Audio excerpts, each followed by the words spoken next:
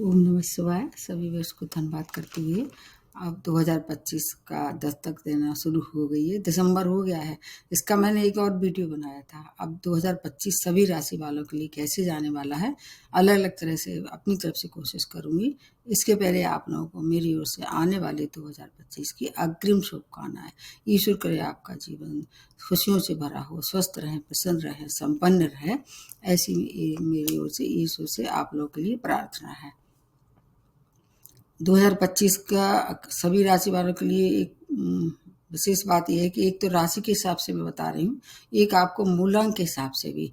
मूलांक के हिसाब से आप लोग पता नहीं क्यों नहीं देखना चाहते हैं, वो बहुत ज़्यादा उसका भी एक अच्छी महत्वपूर्ण होता है। वो इसमें क्या है, महादशा अंतर्दशा किस ग्रह की चल रही है इस पर भी निर्भर करता है। वैसे ये सामान्य होता है, लेकिन जो मूलांक होता है वो आपकी डेट ऑफ बर्थ के हिसाब से होता है। ये वर्ष जो है मंगल का वर्ष है। इसका टोटल किया जाए तो ये मंगल का वर्ष है। पिछले साल जो था वो शनि का वर्ष था।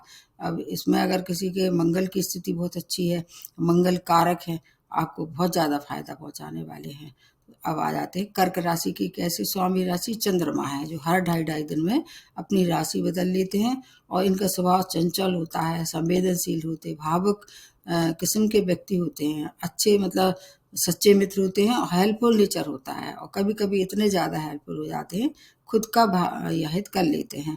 जलीय तत्व है, इनका जो स्वामी राशि चंद्रमा है वो जलीय तत्व को डिनोट करता है, उससे संबंध रखता है। इसके बारे में बहुत विस्तार से भी बनाया है मैंने। इस वर्ष के हिसाब से मैं बताने की कोशिश करती हूँ कि आपको कितना कितना कौन कौन से ग्रह फायदा देने वाले हैं। मुख्यतः लंबे समय तक जो ग्रह रहते हैं उनमें 4 ग्रहों की भूमिका प्रमुख होती है। सबसे पहले बृहस्पति, शनि, राहु और केतु। इस वर्ष क्या हो रहा है कि एक तो मंगल का वर्ष है और मंगल शुरुआत में ही ये कर्क राशि में नीच और वक्र अवस्था में चल रहे हैं। 21 जनवरी के बाद फिर ये अपनी राशि बदल के मिथुन राशि में आएंगे, लेकिन ये वक्र अवस्था में ही रहेंगे लंबे समय तक। लगभग ये जून तक ऐसे ही चलता रहेगा। इसलिए मंगल जिनके कारक हैं उनको सावधानी रखनी पड़ेगी। इसका एक वीडियो मैंने बनाया है। त्रिग्रह प्रभाव जो है, जो 3 ग्रह वक्री इस समय चल रहे हैं उनका अलग से देखना होगा। अब आपके लिए मंगल, बृहस्पति, सूर्य और आपकी स्वामी राशि तो है, ये सब कारक ग्रह हैं। तो प्रारंभ सबसे पहले कहाँ से किया जाए, आपके बृहस्पति से ही शुरू कर दिया जाए। बृहस्पति वृषभ राशि में आ चुके हैं और लगभग अभी ये समाप्ति की ओर है। 14 मई से अपनी राशि बदल के फिर मिथुन राशि में प्रवेश करेंगे इस तरह से, और फिर अतिचारी गति से 18 अक्टूबर से आपके लग्न को प्रभावित करेंगे। कर्क लग्न है, कर्क राशि है, ये आपके लिए फिर हर स्थिति में अच्छा है। थोड़ा 12वें भाव में जब ये रहेंगी लगभग 14 मई से 18 अक्टूबर तक है। वैसे मैं समझती हूँ कि ये नैसर्गिक शुभ ग्रह है। 12वें स्थान में अगर कारपुरुष की कुंडली से देखा जाए तो 2 ही ग्रह ऐसे हैं अच्छे फल देते हैं, एक बृहस्पति, एक शुक्र। तो आपको घबराने की आवश्यकता नहीं है। 12वें भाव में जब ये रहते हैं तो आपको कहीं न कहीं उससे संबंधित फायदा देंगे। जैसे कि जब ये अपने अभी चाहे 4 फरवरी तक तो वैसे भी ये भी वो है बकरी चल रहे हैं। 4 फरवरी के बाद ये फिर स्वतंत्र हो जाएंगे। 4 फरवरी से लेके और फिर 14 मई तक ये अपनी 12 जैसे अभी 11वें भाव में है तो वहीं रहने वाले हैं। आमदनी में वृद्धि जैसे अभी आपको मिल रही थी, इनकी दृष्टियों का पूरा लाभ आपको मिलने वाला है और ज़्यादा मिलना शुरू हो जाएगा। तो ये तो होगा बृहस्पति का पूरे वर्ष का। ये बृहस्पति का ही वर्ष है। इसका आप अलग से एक मैं वीडियो आपको बनाऊंगी हर एक राशि के लिए, कैसा कैसा रहने वाला है बृहस्पति का पूरे 2025 में रोल क्या है उनका। अब आ जाते हैं शनि के लिए। अभी तक शनि का फोबिया आप भुगत रहे थे, ये बात तो थोड़ी आपके लिए टॉर्चर्स रही होगी। 2.5 साल आपको बहुत कठिनाई से कटा होगा, क्योंकि अष्टम में शनि चल रहे थे और फिर ये अपनी 29 मार्च से अपनी राशि बदल के आपके भाग्य स्थान में मीन राशि में प्रवेश करेंगे। अभी 29 मार्च तक आपको थोड़ा और सावधानी रखनी पड़ेगी जैसे पहले रख रहे थे। और उसके बाद आ जाते हैं राहु केतु। राहु अभी मीन राशि में आपके भाग्य स्थान में थे और केतु आपके 3rd भाव में चल रहे थे कन्या राशि में। ये अपनी छाया ग्रह हैं, जिस राशि के साथ बैठते हैं, जिस नक्षत्र में बैठते हैं, इसके नक्षत्र का जो परिवर्तन हुआ है केतु राहु का, उसका आपको अलग से वीडियो देखना होगा और बीच बीच में आपको बताती रहूंगी। इस दौरान क्या है कि बृहस्पति भी अपने नक्षत्र में बहुत अलग अलग जाएंगे, उसके प्रभाव को बीच में आपको बताऊंगी। अभी से बताने से कोई बहुत ज़्यादा आपको याद नहीं रहेगा और उसका लाभ भी नहीं ले पाएंगे।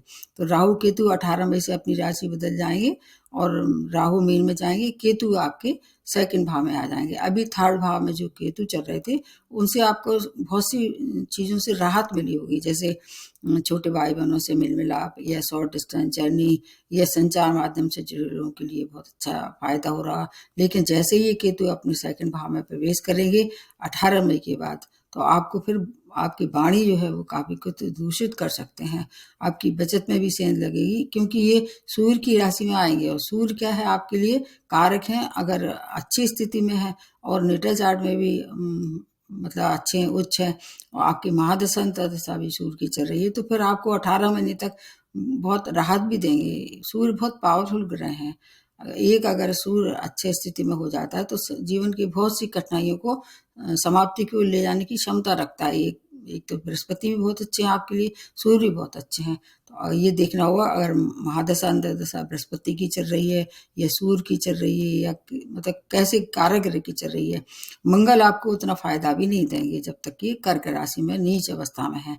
मंगल से थोड़ी सी आपको सावधानी रखनी पड़ेगी। तो राहु केतु और शनि और बृहस्पति इनने अपनी राशि बदल ली है। इसमें अगर मतलब इन टोटली देखा जाए तो अलग अलग क्षेत्रों को किस तरह से प्रभावित करेंगे, इसका मैं थोड़ा इसमें बताने की कोशिश करते हैं। जैसे कि जब ये अपनी राशि बदल देंगे, गुरु जैसे अभी 11th में है, फिर 12th में, फिर आपके लग्न में, उस तरह से उनकी 3 दृष्टियां होंगी, उनका पूरा लाभ होगा। ठीक इसी तरह से राहु केतु की जो दृष्टियां होती हैं उनके पास भी 3 दृष्टियां होती हैं, और जिस भाव में शनि बैठते हैं उस भाव की वृद्धि कर देते हैं। आपको राहत होने वाली है। अष्टम भाव से संबंधित अचानक धन आनी, आपके ससुराल पक्ष से परेशानी, चोट चपेट दुर्घटना, उससे आपको अब काफ़ी राहत होगी 29 मार्च के बाद। आपको एक बात सभी लोगों के लिए है ये लागू, आपको भी बतानी होगी, क्योंकि 29 मार्च से लेके 18 मई तक की स्थिति सबके लिए क्रिटिकल होने वाली है। आपके कहाँ आ रही भाग्य में बनेगा ये, इसमें 6-7 ग्रह का एक साइटी बनेगी, और फिर एक उसकी जो दृष्टि पड़ेगी आपके कहाँ पड़ेगी, जहाँ अभी केतु हैं। केतु के लिए ऐसा मानते हैं कि केतु इतने खराब फल नहीं देते हैं, बस थोड़ा वो बिलगाव करते हैं, सेपरेशन की टेंडेंसी होती है, डिटैचमेंट जिसको कहते हैं। तो आपको 29 मार्च से लेके और 18 मई तक थोड़ा सावधानी रखनी पड़ेगी, क्योंकि भाग्य का साथ बहुत कम रहेगा। और अगर कारक ग्रह आपके इस स्थिति में आ जाते हैं राहु केतु के प्रभाव में, उस दिन क्या सूर्य ग्रहण भी पड़ेगा 14 मार्च को, चंद्र ग्रहण भी, जो कि आपके राशि स्वामी है। तो आपको मेरे अंदाज से 14 मार्च से लेके और जब तक कि ये कुछ ग्रह बदल जाएंगे, 29 मार्च को ऐसी रहेगी, लेकिन धीरे धीरे फिर कुछ ग्रह जैसे बुध अलग हो जाएंगे, और सूर्य भी हर प्रतिमाह अपनी राशि बदल लेते हैं। विशेष तौर से 1-2-3 दिन का जो प्रभाव है, ग्रहण का प्रभाव लगभग 15 दिन रहता है, और बाकी जो शेष ग्रह अगर राशि नहीं बदल देते हैं तो भाग्य थोड़ा आपके साथ कम रहने वाला है। तो उसके हिसाब से फिर सबसे पहले शुरुआत करते हैं आपके कैरियर हेल्थ को सबसे ज़्यादा देखते हैं हम। तो मेरा ऐसा मानना है कि हेल्थ इज़ वेल्थ। अगर हेल्थ अगर अच्छी है तो फिर आपके बाकी काम है भी थोड़े से खराब, तो उसमें आप उसको मतलब कहना चाहिए काबू कर सकते हैं। और अगर हेल्थ खराब नहीं है, हेल्थ अच्छी है या हेल्थ खराब है, आपके पास कितना भी पैसा हो उसका सही उपयोग नहीं कर सकते। हेल्थ की दृष्टि से जो है शनि आपके अभी अष्टम में चल रहे हैं 29 मार्च तक, जैसी आपकी अभी चल रही थी वैसे ही ध्यान रखना है, जैसे वाहन चलाते समय ध्यान रखना है। उसके बाद की स्थिति फिर थोड़ा सा आपको दूसरी तरह से परेशान कर सकती है, जैसे आपको अगर बीपी की प्रॉब्लम है या आपके चेस्ट से संबंधित या हार्ट से संबंधित, इन सब संबंधों में आपको परेशानी हो सकती है। लोअर पार्ट जो है वो आपका किसी तरह से दुर्घटनाग्रस्त हो सकता है। अगर ड्राइविंग करते हैं बहुत सावधानी रखें। जैसी शनि की राशि बदल जाएगी फिर आपको उससे परेशानी नहीं होगी। इस समय की अगर देखें तो आपको दांतों से संबंधित प्रॉब्लम हो सकती है, हड्डियों से संबंधित प्रॉब्लम ये दे सकते हैं, आँखों से भी कुछ परेशानियों का सामना करना पड़ेगा। लेकिन ये समय कब तक का है, जब तक कि आप अभी ढैया का है प्रभाव। ढैया के बाद आपकी कुछ राहत भरी सांस आप ले सकते हैं। चूंकि गुरु जीव कारक ग्रह हैं, इसलिए ये 12th भाव में आ जाएंगे। तो इनका वैसे तो कारक ग्रह कारक भाव नहीं है, लेकिन इनकी दृष्टियों का जैसा आपको फायदा मिलना है, एक दृष्टि इनकी आपके 6 भाव में पड़ेगी जो कि रोग ऋण शत्रु का है, तो उससे भी आपको राहत होगी, आपके मतलब रक्षा भी होगी और आप हर एक रोग से बाहर निकलेंगे। शत्रु भी आपका कुछ नहीं बिगाड़ पाएंगे। कोई कंपटीशन में फेस कर रहे थे उसमें भी सफलता मिलेगी, ऋण से भी मुक्ति होगी। मतलब आपका 29 मार्च से लेके अच्छा समय आने वाला है, खुश होने का समय है। हेल्थ अगर आप ध्यान रखते, खाने पीने का, जब केतु आपके 2nd भाव में आ जाएंगे तब विशेष तौर से खाने पीने का ध्यान रखना है, वाणी पे नियंत्रण रखना है, अन्यथा परिवार के रिश्ते भी केतु खराब करा देंगे। केतु क्या है, डिटर्मिनेंट के साथ वाणी में भी थोड़ी सी उग्रता, मंगल की तरह होते हैं ये। मंगल का अगर इस समय देखें तो अच्छा रोल नहीं है सभी राशि वालों के लिए क्योंकि आपके तो कारक हैं मंगल, इसलिए आपको बहुत सावधानी रखनी पड़ेगी। जबान पे अगर आप अपने कंट्रोल कर पाते हैं तो फिर कोई परेशानी नहीं है। अब इसके बाद आ जाते हैं आपके कैरियर के लिए कैसा रहने वाला है ये समय। कैरियर में क्या है, मंगल की राशि आपके 1 नंबर जहाँ लिखा होता है, तो वहाँ अभी लगभग ये जनवरी से लेके अप्रैल तक का समय काफ़ी टिपिकल रहने वाला है।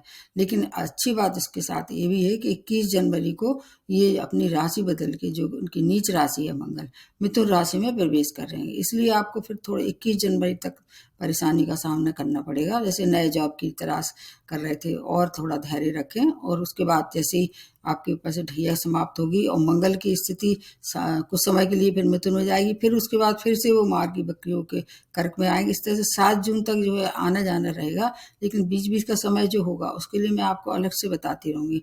जब ये मार्गी बकरी होंगे, राशि बदल लेंगे, देखना चाहिए। आप लोग ना तो मतलब पूरे माह का जो है उस पर ना इम्पोर्टेंस देते हैं राशिफल, और इसके अलावा बीच बीच में जो परिवर्तन होते हैं बहुत ज़्यादा यूजफुल होते हैं, देखना एक बार अवश्य चाहिए। उसको मानना ना मानना आपकी मर्जी में है। तब तक आपको थोड़ा सा हेल्थ से प्रॉब्लम हो सकती है, सावधानी रखें। जैसी गुरु की दृष्टि पड़ेगी इन सब चीज़ों से आपको लगभग आप मान के चलिए 14 मई के बाद बहुत सारे आपकी राहत होने वाली है। रोग से, ऋण से, शत्रुओं से, कोर्ट केस से, हर तरह से आपको प्रसन्नता ही प्रसन्नता प्राप्त होगी, उसका लाभ आप ले सकते हैं। तो कैरियर के लिए समय बहुत अच्छा है, गोल्डन चांस है। अब इसका आप जैसे चाहें फ़ायदा उठा सकते हैं। जब बृहस्पति जब आपके 12th हाउस में आ जाएं तो विदेशी यात्राएं, विदेशी भ्रमण या विदेश से पैसा कमा सकते हैं। मतलब इसलिए आपकी जब विदेश से बहुत अर्निंग शुरू हो जाएगी, या आप जहाँ रह रहे हैं वहाँ से दूर जाके अगर आप चाहें तो काम कर सकते हैं। उससे आपकी आर्थिक स्थिति आपके लिए काफ़ी अच्छी रहने वाली है। विशेष रूप से शुरुआत का समय आश्चर्यजनक लाभ होने वाला है। जब बृहस्पति आपके अभी कहाँ है, आमदनी के भाव में है, तो अपार सफलता प्राप्त होगी। जिस काम में आप हाथ डालेंगे उसमें आपको मतलब पैसा भी मिलेगा, नाम ख्याति भी मिलेगी। जब इस समय क्या है, बृहस्पति की स्थिति बेस्ट है इस समय। ऐसे 11th भाव में जब भी आते हैं ये, तो आपके लिए पूरी तरह से जहाँ एक से ज़्यादा इनकम, लेकिन चूंकि ढैया के वजह से थोड़ा सा काम में डिले जरूर हो रहा होगा, लेकिन 29 मार्च के बाद वो भी अब समाप्त हो जाएगा। तो आपके लिए मतलब हर तरह से चारों तरफ से जितनी चाहें आप अर्निंग कर सकते हैं। जैसे आपका कोई प्रॉपर्टी से संबंधित कोई काम है उसमें सफलता मिल सकती है। अगर आप कोई रेंटल प्रॉपर्टी आपकी नहीं उठ रही थी तो आपके लिए ये समय उसके लिए अच्छा है। मतलब जितना आप मेहनत करेंगे उससे ज़्यादा आपको उसके अनुपात में पैसा मिलेगा हर तरह से। अगर आप एक काम कर रहे थे, दूसरे काम की शुरुआत कर रहे थे, तो थोड़ा भावुकता में कोई काम नहीं करना है, बस इतना ध्यान रखना है। किसी से आप सलाह ले लें तो आप नए काम की एक भी शुरुआत कर सकते हैं। जब आपके जैसे इनकी ढैया समाप्त हो जाएगा, भाग्य स्थान में आ जाएगा शनि, स्थायी संपत्ति का ये काम कराने। स्थायी संपत्ति से मतलब जो ऐसा काम परमानेंट, जो स्टेबिलिटी जिसमें है, उसके लिए ये समय फिर बहुत अच्छा रहने वाला है। पैसा भी मिलेगा। अगर आप कर्म प्रधान हैं, क्योंकि 2 भाव ऐसे एक्टिवेट हो जाएंगे, तो उससे कर्म प्रधान अगर आप हैं तो आपके लिए कर्म से और भाग्य से हर एक रुका हुआ काम, जो पैसे से जुड़ा हुआ रुका हुआ धन कहीं से प्राप्त होगा। आपकी अगर कोई ऐसी मनोकामना धन को लेके थी, विस्तार करना चाह रहे थे व्यापार में, वो समय उसके लिए बहुत अच्छा है। आर्थिक स्थिति बहुत अच्छी, कैरियर भी बहुत अच्छा है, हेल्थ भी सामान्य है, आप घबराने की आवश्यकता नहीं है। हालांकि वहाँ पर राहु आ जाएंगे अष्टम भाव में, तो आपको फिर भी ध्यान रखना होगा चोट चपेट दुर्घटना का। अध्यात्म के लिए समय फिर बहुत अच्छा, उस समय की स्थिति बता दी जाएगी दोबारा। विवाह के लिए समय कैसा है, पैसा भी आ गया, कैरियर भी बन गया, अब आपको विवाह करने की इच्छुक है तो बहुत अच्छा समय है आपका, प्रारंभ का समय और आखिर मतलब पूरा वर्ष ऐसे कह सकते हैं 2025। अगर आप विवाह के इच्छुक हैं, विवाह के एज में आ गए हैं, एज का भी फैक्टर होता है, इच्छुक मतलब इच्छा भी होनी चाहिए। ये तो नहीं कह सकता कि अगर विवाह की समय आ गया है, अनुकूल है प्लैनेट, तो आपका विवाह हो ही जाएगा। उसके लिए आपको प्रयत्न करना पड़ेगा। इच्छुक हैं और अगर इस योग है तो विवाह के लिए समय पूरे वर्ष 2025 बहुत अच्छा है। आप चाहें तो प्रेम विवाह भी कर सकते हैं। वैवाहिक संबंध में अब तक खटास आ रही होगी, क्योंकि क्या है, जब भी कर्क राशि और कर्क लग्न और मकर लग्न की बात होती है तो सबसे पहले ध्यान जाता है किस पे, आपकी मैरिज लाइफ पे ध्यान रहता है। कर्क लग्न वाले और मकर लग्न वाले या राशि वाले आमने सामने होते हैं, ये दोनों के विपरीत हैं। तो वैवाहिक संबंधों में आपको जैसे अभी तक आप एडजस्टमेंट कर रहे थे वैसे ही करते रहें। गुरु आपके जरूर रक्षा कवच के काम करने वाले हैं, लेकिन फिर भी वैवाहिक संबंधों में एडजस्टमेंट करके चलेंगे तो संबंध भी आपके लिए कोई सेपरेशन जैसी स्थिति का सामना नहीं करना पड़ेगा। लेकिन हाँ, अपने स्पाउस के परिवार से, मतलब चाहे आप मेल हो या फीमेल हो, ससुराल पक्ष से थोड़ी सी परेशानी हो सकती है जब राहु वहाँ आ जाए। उनसे वाद विवाद ना करें।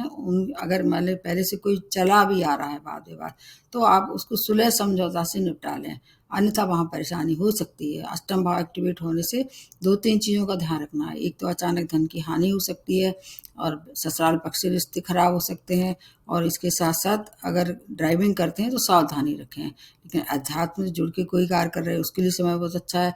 विदेश गमन के लिए समय बहुत अच्छा है। राहु क्या है, बाहर पहुंचा देते हैं। ठीक इसी तरह से आपके लिए समय, अगर विवाह के बाद व्यापारियों के लिए समय बहुत अच्छा है। आपको अपने मतलब स्वयं की रक्षा करनी पड़ेगी। एक्सपोर्ट इम्पोर्ट का व्यापार कर रहे हैं उसके लिए समय बहुत अच्छा है, लेकिन किसी पे मतलब आंखें बंद करके, आंखें मूंद पे विश्वास नहीं करना है, अन्यथा धोखाधड़ी भी कई बार राहु करवा देते हैं, इल्यूजन पैदा करते हैं। तो व्यापारियों के लिए समय वैसे तो बहुत अच्छा है, लेकिन धोखाधड़ी से बचना होगा। विशेष तौर से आपको 21 जनवरी से लेके फरवरी तक का समय थोड़ा सावधानी रखें। उसके बाद समय बहुत अच्छा है। आपके व्यय में भी कमी आ जाएगी, और अगर कोई कंपटीशन फेस कर रहे थे उसमें भी सफलता प्राप्त होगी। सामान्य स्थितियों का सामना करना पड़ेगा। मार्च के बाद का समय आपके लिए अत्यंत श्रेष्ठ रहने वाला है हर तरह से, क्योंकि उस समय क्या है, शुक्र भी उच्च राशि में आ जाएंगे, तो विवाह के लिए समय बहुत अच्छा रहने वाला है। अब विवाह हो जाता है, पैसा भी आ जाता है, कैरियर भी बन जाता है। इस दौरान आप चाहें तो विदेश भी जा सकते हैं। तो संतान प्राप्ति के इच्छुक लोगों के लिए भी खुशखबरी है। संतान प्राप्ति के लिए समय बहुत अच्छा है, विशेष तौर से जब ये मार्गी हो जाएंगे। गुरु को क्या है, संतान के लिए माना जाता है। आपके लिए तो ये कारक हैं। अभी अभी की स्थिति भी अच्छी है, लेकिन 4 फरवरी के बाद जैसे ही ये मार्गी हो जाएंगे, बहुत श्रेष्ठ समय है। आपके संतान के संबंध कोई परेशानी है भी तो आपको उस परेशानी से बाहर निकालने की इनकी उत्तरदायित्व बन जाता है।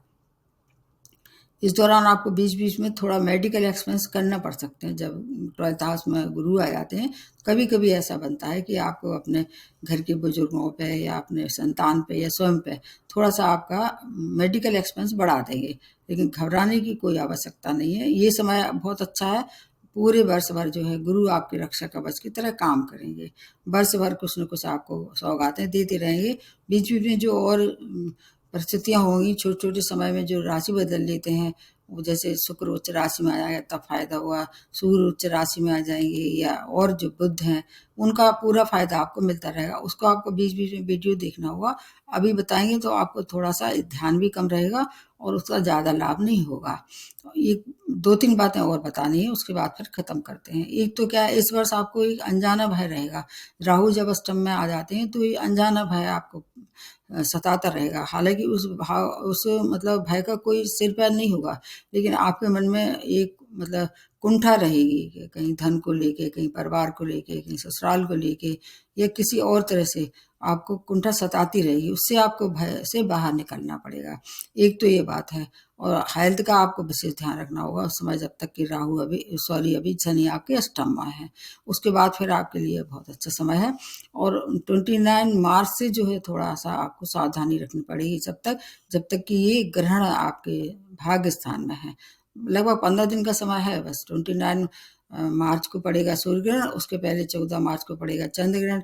तो 1 माह का समय ऐसा है, उसमें नए काम की शुरुआत नहीं करना है, किसी से भी वाद विवाद नहीं करना है, हेल्थ का ध्यान रखना है, ड्राइविंग करते समय सावधानी रखनी पड़ेगी, क्योंकि भाग्य के स्थान में जब भी कोई ऐसी युति बन जाती है ग्रहों की और ग्रहण भी वहाँ है, तो आपको भाग्य का साथ नहीं मिलेगा। कई लोगों को और भाव में बन रहा है ये युति आपके भाग्य स्थान में, तो भाग्य थोड़ा आपको कम साथ देगा।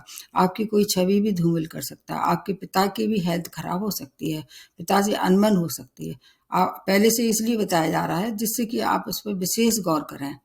ये छोटी-छोटी समस्याएं हैं। केतु से आपको पूरे मतलब आधे वर्ष तो लगभग मई तक फायदा, केतु आपका सेकंड भाव में है, उससे आपको पूरा फायदा अभी तक मिल रहा, वैसे ही मिलता रहेगा। शेष जो है वो बीच-बीच में आपको अगर है भी कोई मतलब खाने पीने का ध्यान रखना है, केतु की वजह से ओबेसिटी के शिकार हो सकते हैं। ये बातें बहुत मामूली सी हैं, लेकिन इनका महत्व बहुत होता है। अब आपको उपाय बता देते हैं। अगर आपको जैसे मान लो हेल्थ से संबंधित कोई परेशानी है, तो लाल दान करना चाहिए। आप मतलब ये हनुमान जी के शरण में जाइए, और इस समय की अगर स्थिति देखी जाए तो हनुमान जी आपकी रक्षा कवच की तरह काम करेंगे। एक तो ये है। अगर आपको कैरियर से संबंधित कोई परेशानी है, तो शनि के लिए आपके लिए समय बहुत अच्छा है। शनि मंत्र कीजिए, नीडी लोगों को दान कीजिए। और अगर आपको ऐसा लग रहा है कि वैवाहिक संबंध खराब हो रहे हैं, वैसे कर्क और मकर लग्न वालों को इस पर बहुत ध्यान रखना पड़ेगा, तो शिव की आराधना भी कर सकते हैं। बृहस्पति को मजबूत करना है आप, मतलब एक सबसे रामबाण बता रहे हैं। बृहस्पति आपके लिए कारक हैं, ये वर्ष पूरा क्या है, बृहस्पति का वर्ष है। तो बृहस्पति को मजबूत आप कैसे करेंगे, जैसे एक तो बृहस्पति के मंत्र करना चाहिए, और फिर केसर इसके लिए बहुत पावरफुल होता है। बृहस्पति को अगर आप मजबूत करना है तो केसर आप अपने घर में लेके रख लीजिए, छोटी सी डिब्बी, उसका तिलक लगाइए माथे पे, या आप सीने में, जहाँ आप अगर ऐसा कई लोग नहीं दिखाना चाहते हैं, ठीक भी है, शो ऑफ नहीं करना है, तो आप ऐसे कंठ में लगा सकते हैं, सीने में लगा सकते हैं। अपने खाने पीने में थोड़ा कभी कभी बीच बीच में केसर का यूज़ कर सकते हैं, और गाय की सेवा कर सकते हैं। जो आपके आसपास कोई ऐसे स्टूडेंट हैं जो पढ़ने लिखने में कुशाग्र हैं, उनकी फाइनेंशियली या उनकी कोई ऐसी स्थिति है जो जिससे आगे नहीं बढ़ पा रहे हैं, उनकी हेल्प कर दीजिए, उससे बृहस्पति बहुत मजबूत होता है। वाणी पे नियंत्रण रखना होगा सबसे ज़्यादा, ये सबसे ज़्यादा महत्वपूर्ण है, क्योंकि केतु सेकंड भाव में आके धन के लिए तो अच्छे हैं, लेकिन वाणी में बहुत ज़्यादा ये क्या करते हैं, डिटैचमेंट जैसी रूखापन दे देते हैं। इन सब चीज़ों का अगर आप ध्यान रखते हैं तो ये बस आपके लिए मंगलमय रहने वाला है। कोशिश ये कीजिए कि जो मैं बता रही हूँ उनको तो आपको फॉलो करना है, और बीच बीच में जो मैं और वीडियो बताती हूँ उनको भी बीच में एक एक बार जरूर देखना है। पुनः आप लोगों को आने वाले 2025 की हार्दिक शुभकामनाएं, और ज़्यादा से ज़्यादा इस वीडियो को लाइक कीजिए, सब्सक्राइब कीजिए, और मूलांक के हिसाब से एक बार अवश्य देखिए। नमस्ते और धन्यवाद।